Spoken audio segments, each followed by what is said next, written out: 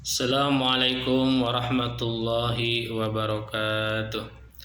Bismillahirrahmanirrahim. Alhamdulillahirabbil alamin wassalatu wassalamu ala sayyidina Muhammadin wa ala alihi washabihi ajmain. Wala haula wala quwwata illa billahil aliyyil azim wa ba'du.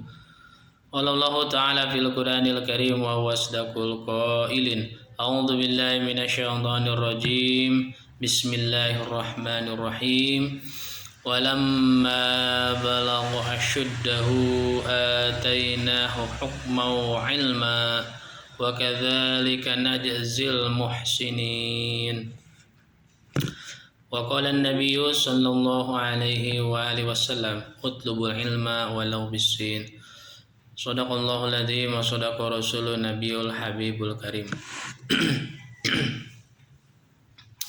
Para sahabat semuanya, kaum muslimin wal muslimat dimanapun berada, alhamdulillah wa syukru ala ni'amillah.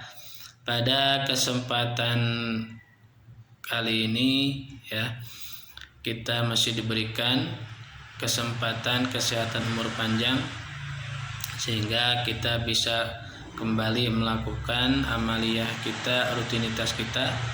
Semoga kita semua senantiasa berada dalam berkahnya dan rahmat dan maghfirnya Allah Subhanahu wa taala. Amin ya Allah ya rabbal alamin. Baik sahabat semuanya, kaum muslimin wal muslimah, pada kesempatan ini insya Allah saya akan melanjutkan kembali kajian ilmu tauhid ya. Nah insya Allah pada bagian ini ya, pada bagian ini kita akan mulai memasuki kitabnya ya. Pada part sebelumnya, pada video sebelumnya ya sudah kita bahas tentang muqaddimah atau mabadi ilmu tauhid, dan juga sudah kita bahas lafaz bismillahirrahmanirrahim ditinjau dari perspektif ilmu tauhid. Nah ya, itu sudah kita lakukan prosedurnya ya. Prosedur ya, tata cara sebelum memulai mempelajari suatu disiplin ilmu.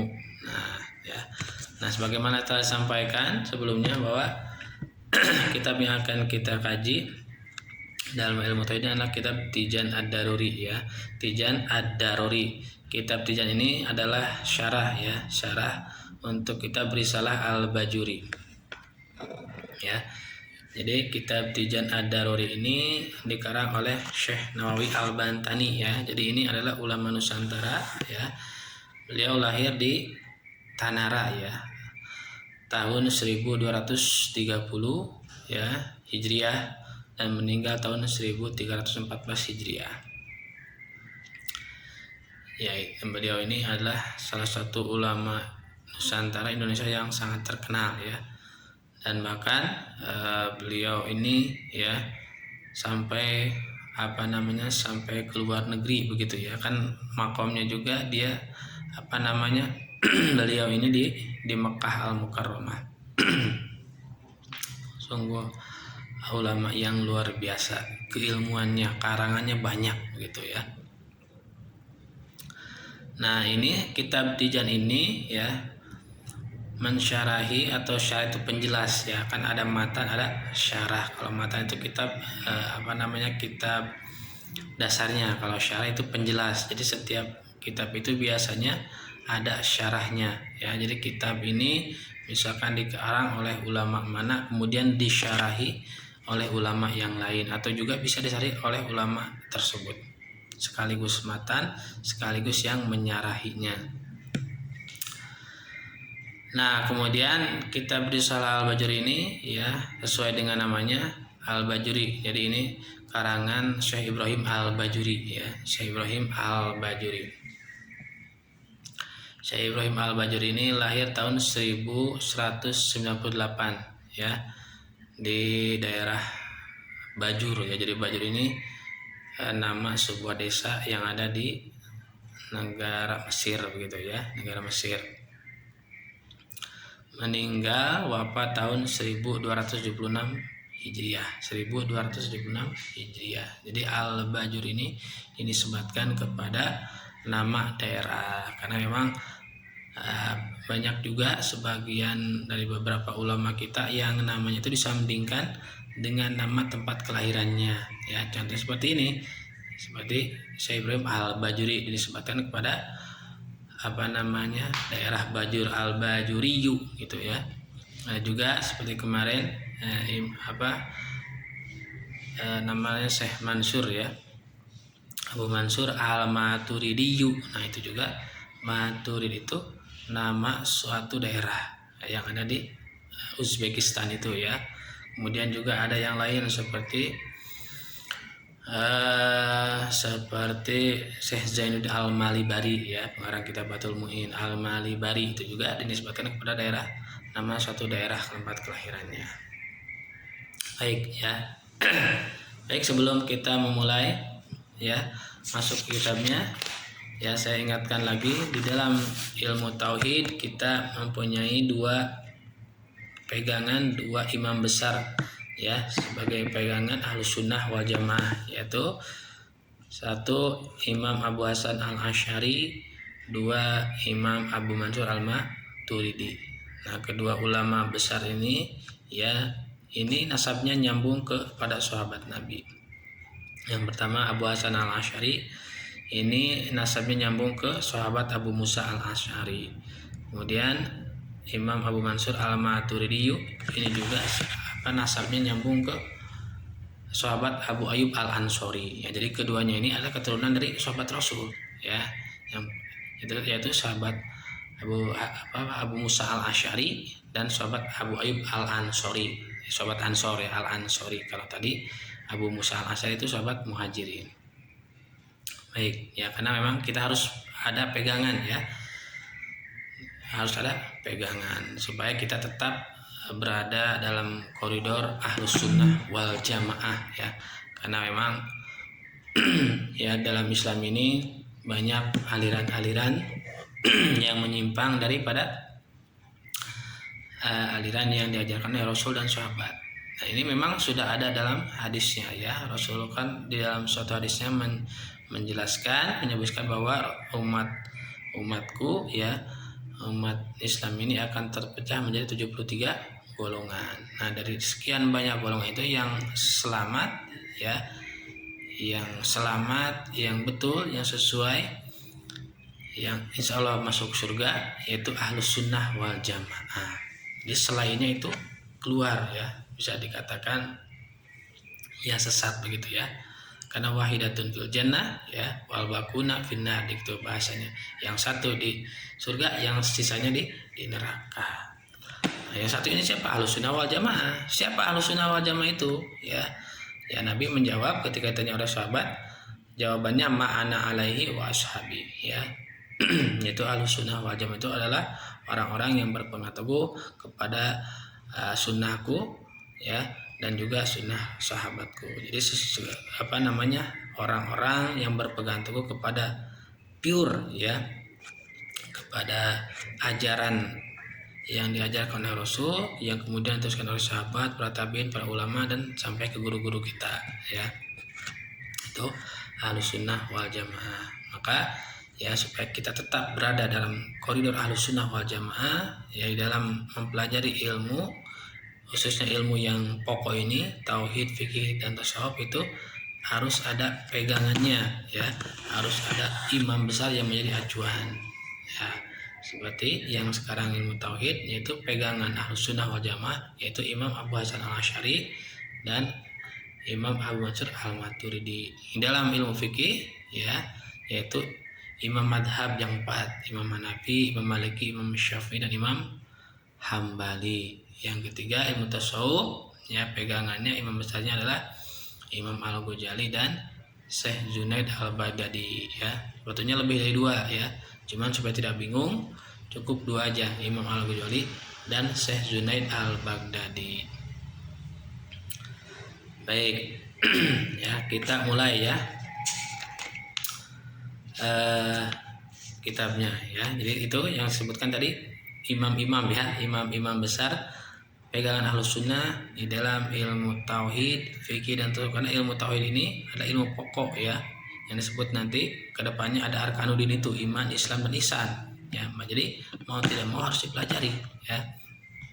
Dan ketika ini yang dipelajari, yang ketiga ini dipelajari ya, dan imamnya betul adalah imam-imam yang menjadi patokan Ahlus Sunnah wal Jamaah, maka kita insya Allah akan termasuk daripada orang-orang Ahlus Sunnah wal Jamaah, begitu ya. Baik, ini kitabnya bisa dilihat ya. Ini Syarah Tijan Ad-Daruri ya, syarah dari risalah Al-Alamah Imam Ibrahim Al-Bajuri. Baik, kita mulai baca pendahuluannya ya. Bismillahirrahmanirrahim. Alhamdulillahirabbil alamin wassalatu wassalamu ala Rasulillah sallallahu alaihi wasallam wa ba'du. Fayaqulu faqiru rahmati rabbihil khabiril basir Ibrahim Al-Bajuri dut taqsir talaba minni ba'dul ikhwan aslahallahu li wa lahumul hala wasyana an aktuba lahu risalatan latifah tashtamilu ala sifatil maula wa adadiha wa ma yajuzu fi haqqi ta'ala wa ala ma yajibu fi haqqi rusul wa ma yastahilu fi haqqihim ya, wa ma yajuzu ya, itu teks Arabnya. Artinya bismillahirrahmanirrahim, hanya dengan zat Allah ya, hanya dengan zat Allah yang Ar-Rahman ya, sebagaimana yang disampaikan. Ar-Rahman artinya Al-Mun'im ya, yang mana Allah itu yang memberikan nikmat dengan nikmat-nikmat besar, nikmat-nikmat pokok. Dan Ar-Rahim, yang mana Allah itu yaitu yang memberikan nikmat-nikmat dakoik, nikmat puruk, nikmat kecil ya. Jadi di sini musannif pengarang, musannif itu artinya pengarang ya, Syekh Ibrahim Al-Bajuri mengawali karangannya dengan menulis atau membaca lafaz Bismillahirrahmanirrahim. Nah, kemudian ya musannif Syekh Ibrahim ini mengawali karangannya dengan membaca atau menulis lafaz Bismillahirrahmanirrahim. Ini tentunya ada beberapa motif, beberapa alasan, tidak semata-mata tidak tanpa alasan, begitu ya. Di antaranya yaitu iqtidaan bil kitabil aziz ya, salah satu motifnya karena mengikuti ya, sejak mengikuti Al-Quran ya, karena Al-Quran, jadi bil kitab di sini disebut maksudnya Al-Quran karena Al-Quran pun ya diawali dengan Bismillahirrahmanirrahim. Maka ini pun karangannya diawali dengan Bismillahirrahmanirrahim. Jadi motif yang pertama karena sejak mengikuti Al-Quranul Karim. Kemudian motifnya ya, yaitu mengamalkan amalan bisunnatin Nabi, karena mengamalkan sunnah Rasul ya. Mana hadisnya, sunnahnya, yaitu kullu amrin dibalin la yubda'u bihi bi bismillahirrahmanirrahim fa huwa abtar ya. Rasulullah SAW ya bersabda bahwa segala sesuatu yang bernilai positif ya, apabila tidak diawali dengan membaca bismillahirrahmanirrahim maka itu abtar. Abtar itu kurang barokah ya, kurang barokah yang akan dilakukan pekerjaan apapun itu ya. Maka ketika tidak diawali dengan basmalah maka kurang barokah, naqsul barokah, kurang barokah ya. Karena sebagaimana yang disampaikan pada pertemuan sebelumnya, lafaz bismillahirrahmanirrahim menyimpan makna-makna seluruh yang ada di Al-Quran, bahkan seluruh makna kitab-kitab yang ada sebelum Al-Quran. Maka sudah jelas tentunya bismillahirrahmanirrahim ini banyak berkahnya, banyak kasirul barakah, banyak keutamaannya ya. Di antaranya riwayatnya ada seorang ulama ya yang sudah sakit keras ya, berobat ke sana ke sini tak kunjung sembuh. Nah, maka wasilahnya seorang ulama tersebut mendawamkan membaca bismillahirrahmanirrahim. Maka alhamdulillah atas izin Allah beliau ulama ini disembuhkan dari penyakitnya. Dan juga ada juga kisah-kisah yang lain ya. Jadi bismillahirrahmanirrahim ini kasirul barakah, banyak berkahnya. Ya, jadi kedua motifnya itu yaitu mengamalkan hadis Nabi, ya.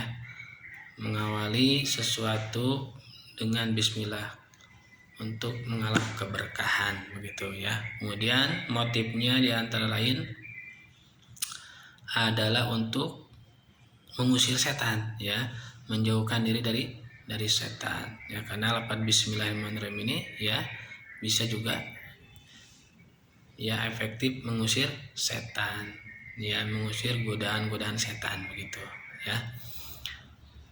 Itu diantaranya motif atau latar belakang musannif, ya, sahibul kitab, pengarang kitab ini mengawali karangannya dengan membaca dan menulis bismillahirrahmanirrahim. Kemudian alhamdulillahirabbil alamin, ya. Segala puji hanya milik Allah, ya. Baik itu puji qadimun li qadimin, qadimun li hadisin, hadisun li hadisin, hadisun li qadimin, ya. Semuanya itu milik Allah, ya. Puji Allah kepada Allah, Allah kepada makhluk, makhluk kepada Allah, makhluk kepada makhluk. Yang 4 itu, ya, qadimun li qadimin, ya. Puji Allah kepada Allah, qadimun li hadisin, puji Allah kepada makhluk, hadisun li qadimin, puji makhluk kepada Allah, hadisun li hadisin, puji makhluk kepada makhluk. Semuanya itu hanya milik Allah. Maka seyogianya ketika kita mendapatkan pujian dari orang lain, dari siapapun, maka hendaknya mengucapkan alhamdulillahirabbil alamin, dikembalikan kepada Allah.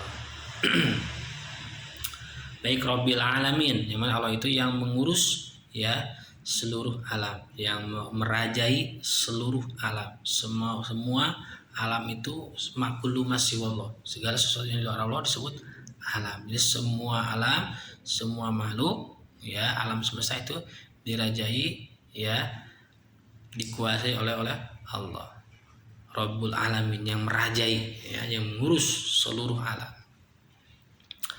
Wassalatu wassalamu ala Rasulillah, ya. Sholawat serta salam semoga senantiasa terlimpah curahkan kepada baginda Nabi Muhammad sallallahu alaihi wasallam, kepada keluarganya, para sahabatnya, para tabi'in, para ulama, dan juga semoga kembali kepada kita selaku umatnya, amin ya Allah ya rabbal alamin.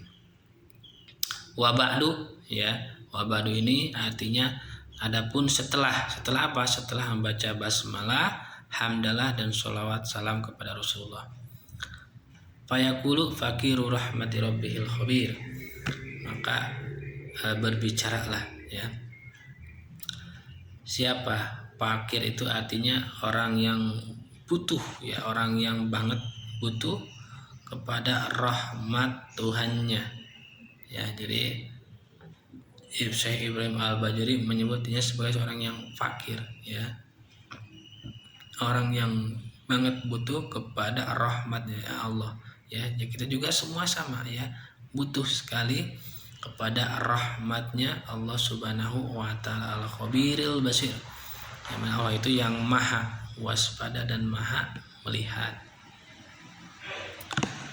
Siapa fakir itu? Ibrahim Al-Bajuri, yaitu Syekh Ibrahim Al-Bajuri Dut-Taqsiri, ya, yang gegabah, ya. Duktas itu yang gegabah, yang teledor. Jadi ini bentuk ketawaduan, ya, ketawaduan seorang ulama yang menyebut dirinya adalah seorang yang teledor, yang gegabah, begitu, ya. Untuk ketawaduan seorang ulama, karena yang namanya ulama, ya, yang ilmunya banyak, semakin banyak ilmu akan semakin tawadu, ya, sebagaimana padi kan semakin berisi semakin berunduk, ya, semakin tawadu, bukannya sombong dan riya, tapi justru seyogianya orang yang semakin banyak bertambah ilmunya, maka dia akan semakin tawadu dan merasa rendah diri. Ya, apa? Tolabu mini ba'dul ikhwan, ya. Kata beliau, ya, telah meminta kepadaku sebagian saudara, ba'dul ikhwan, ya. Jadi beliau ini Syekh Ibrahim Al-Bajuri diminta oleh sebagian saudaranya. Nah, ba'dul ikhwan ini ya sejarah mengatakan ya ada yang menyebut ba'dul ikhwan ini adalah Mama Adroi Bojong Garut ya. Ada juga yang menyebutkan bahwa ba'dul ikhwan ini adalah Mama Soheb Bunikasi Cianjur ya.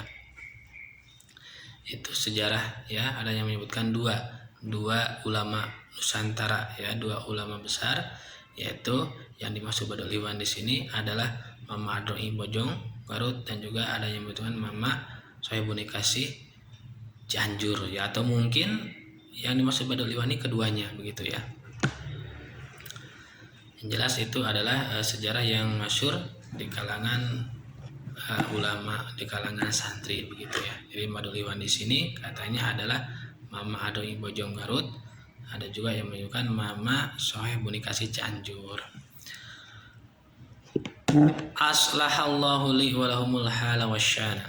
Ya, semoga Allah membaguskan kepadaku ya dan kepada ba'dul ikhwan dalam tingkah dan kondisi. Jadi ini doa ya, doa yang disematkan dalam pangandika atau ucapan musannif ya, doa untuk meminta kebaikan ya untuk khusus beliau dan juga ba'dul ikhwan tersebut.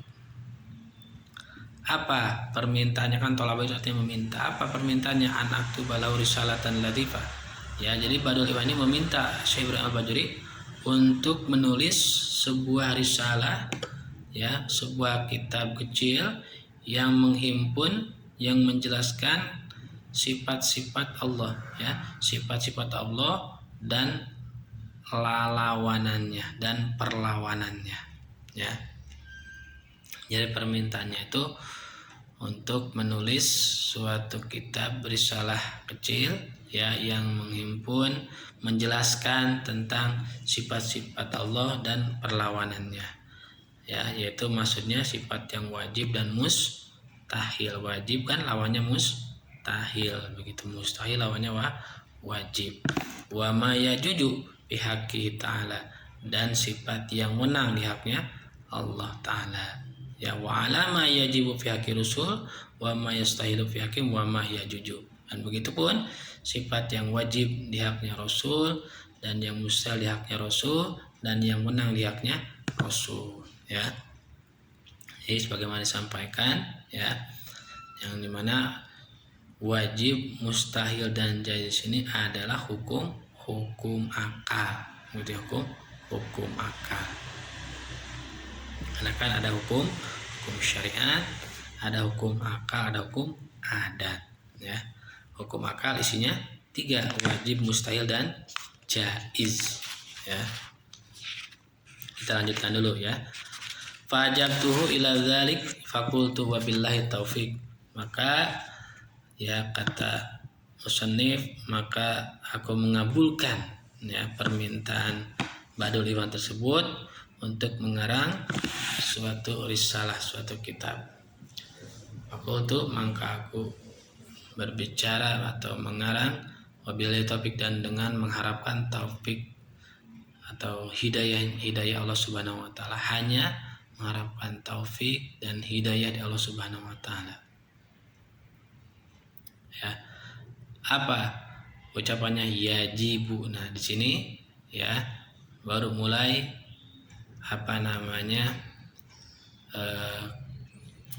materinya atau pernyataan atau ilmu tauhidnya dimulainya dari situ ya, penjelasannya begitu. Nah, tadi kan ya, jadi kitab yang dikarang oleh musannif ini adalah kitab ya yang menjelaskan tentang sifat yang wajib ya, yang mustahil dan yang jaiz di haknya Allah dan Rasul ya, karena memang itu adalah bahasan pokok ilmu tauhid ya. Tapi di dalam kitab ini sebetulnya tidak hanya itu, ada bahasan-bahasan yang lain ya, karena secara garis besar ya ilmu tauhid ini ya pembahasannya terbagi 3. Ada yang disebut ya ilahiyah, yaitu bahasan-bahasan yang menyebut ketuhanan. Ada yang kedua bahasan nabawiyah, yaitu bahasan-bahasan materi yang menyebut dengan kenabian atau rasul. Yang ketiga adalah sam'iyah, ya, yaitu bahasan-bahasan yang menjelaskan tentang kabar-kabar, ya, tentang hari kiamat, tentang hari kebangkitan, pahala dan dosa dan lain sebagainya. Yaitu 3 pokok bahasan ilmu tauhid, yaitu ilahiyah, nabawiyah, dan sam'iyah. Baik, kita lanjutkan. Yajibu ala kulli mukallafin. Artinya wajib kepada setiap orang mukallaf. Mukallaf itu yang orang yang sudah baligh, ya, dan berakal. Nah, baligh ini bisa diketahui dengan beberapa faktor. Di antaranya faktor usia, ya, faktor usia yaitu ketika seorang laki-laki atau perempuan, ya, yang sudah mencapai 15 tahun umurnya menurut hitungan bulan Hijriah, ya, maka dia sudah dihukumi baligh, ya. Atau juga bisa dilihat dari segi inzalul mani, ya, keluarnya sperma baik laki-laki ataupun perempuan, ini juga bisa dihukumi baligh, ya, ataupun khusus untuk perempuan keluarnya darah haid, ya, maka itu dihukumi baligh. Ya, jadi yang mukallaf itu orang yang baligh dan berakal, ya, akalnya sempurna, akalnya waras, ya. Nah, kemudian selanjutnya, ya, yang termasuk mukallaf di sini juga dia harus selamat pendengaran, ya, atau penglihatan. Salamatus sam'i wal basor, ya. Artinya pendengarannya normal, ya, dan penglihatannya atau salah satunya, ya. Itu yang ketiga. Ya, yang tadi jadi ada surutut taklif, ya. Ketika kalau dirinci ada surutut taklif. Yang satu adalah baligh, yang kedua berakal, yang ketiga adalah salamatus sam'i awil basor, selamat pendengaran ataupun penglihatannya. Yang keempat adalah bulughud dakwah, sampainya dakwah, ya, kepada orang tersebut. Maka ketika yang 4 ini tidak ada, maka dia tidak tertaklif, tidak terbebani hukum, ya. Seperti tadi orang yang tadi kan baligh, ya, berarti orang yang belum baligh, ya, anak-anak, maka tidak terbebani hukum, tidak mukallaf, ghair mukallaf. Atau yang kedua akalnya sempurna. Berarti kalau orang yang tidak sempurna, yang tidak waras, ya, orang gila, ya, ODGJ begitu, ya, maka dia tidak terbebani hukum, tidak disebut mukallaf. Yang ketiga adalah salamatus sam'i wal basor, yaitu selamatnya pendengaran atau penglihatan. Maka ketika ada orang, ya, yang pendengarannya dan penglihatannya tidak selamat, artinya cacat begitu, ya, cacat pendengarannya, tidak berfungsi, penglihatannya tidak cacat dari lahir ini, ya, maka dia tidak tertaklif, tidak terbebani hukum, begitu. Lalu bagaimana kalau cacatnya itu baru-baru, bukan dari lahir, ya, maka dia dibebani, ya, terbebani hukum selama dia dihitung dari masa baligh. Misalkan nih ada seseorang dari pas waktu dilahirkan dia sempurna, tidak ada cacat begitu, ya, tidak ada yang cacat. Kemudian setelah dewasa seperti umur 20 tahun misalnya, dia mengalami kecelakaan yang mengakibatkan kelumpuhan pendengaran dan penglihatannya. Jadi ketika umur 20 tahun, ya, dia kehilangan pendengaran dan penglihatannya karena kecelakaan, ya, maka setelah itu dia tidak tertaklif. Nah, namun sebelumnya dia tetap tertaklif, ya, dari umur 20 tahun sampai dia baligh, ya, maka dia tetap dipinta pertanggungjawabannya nanti di akhirat, tetap tertaklif begitu, ya. Ya, kemudian yang jadi harus salah satu atau dua-duanya selamat, ya, baru sebut taklif, ya. Misalkan telinganya berfungsi salah satu, ya, misalkan matanya buta tetap tertaklif, atau matanya melihat telinganya tuli tetap tertaklif. ya. Jadi harus salah satu atau dua-duanya. Ya, maka kalau tidak dua-duanya, yaitu ghair mukallaf, tidak termasuk orang yang mukallaf. Yang terakhir adalah bulugu dakwah. Yang keempat, sampainya dakwah. Ya, maka ketika ada orang yang tidak nyampe kepadanya dakwah ajakan Islam, seperti orang yang hidup di hutan belantara, ya, di hutan belantara, di hutan belantara seorang diri, ya, tidak ada akses sampainya dakwah, ya, tidak ada, ya, seorang diri, tidak ada siapapun yang mengajarkan dia tentang Islam, tidak ada internet, ya, seperti kalau bahasanya Tarsan begitu, ya, orang yang dari kecil hidup dari di hutan, hidupnya dengan para binatang. Nah, itu dia tidak tertaklif, ya, karena tidak bulugu dakwah, disebutnya ghair mukallaf karena tidak sampainya dakwah ajaran Islam kepada dia, ya, kepada orang tersebut. Baik, ini sudah cukup lama, ya. Insya Allah nanti kita lanjutkan pada part selanjutnya, ya, pada part berikutnya. Sekian, mohon maaf bila ada kesalahan. Assalamualaikum warahmatullahi wabarakatuh, ya. Kita tutup dulu dengan baca Fathul Majlis, ya. Subhanakallahumma wa bihamdika asyhadu an la ilaha illa anta astaghfiruka wa atubu ilaika. Wallahu a'lam bishawab. Assalamualaikum warahmatullahi wabarakatuh.